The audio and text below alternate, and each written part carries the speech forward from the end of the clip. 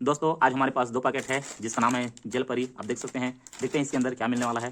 चलिए दोस्तों पहला पैकेट ओपन कर लेते हैं। यहाँ पर दोस्तों यहाँ पर हम पहला पैकेट ओपन कर लिए और यहाँ पर देखते हैं दोस्तों देखिए हमारे यहाँ पर दोस्तों देखिए यहाँ पर हमें मिला है अंगूठी। यहाँ पर देख सकते हैं, यह मिला अंगूठी, देख सकते हैं कितना अच्छा है, देखिए जो कितना अच्छा दिख रहा है। चलिए दोस्तों दूसरा पैकेट हम यहाँ पर ओपन कर लेते हैं। देखिए दूसरा पैकेट ओपन कर देखते हैं इसमें हमें क्या मिलता है। चलिए यहाँ पर देख सकते हैं दोस्तों दूसरा पैकेट फिर से हमें यहाँ पर मुंदी अंगूठी मिल चुका है। चलिए इसे खोल लेते हैं।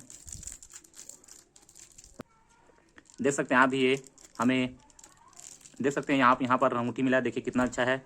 और ऐसे ही वीडियो देखने के लिए हमारे चैनल को लाइक सब्सक्राइब जरूर कर दीजिए।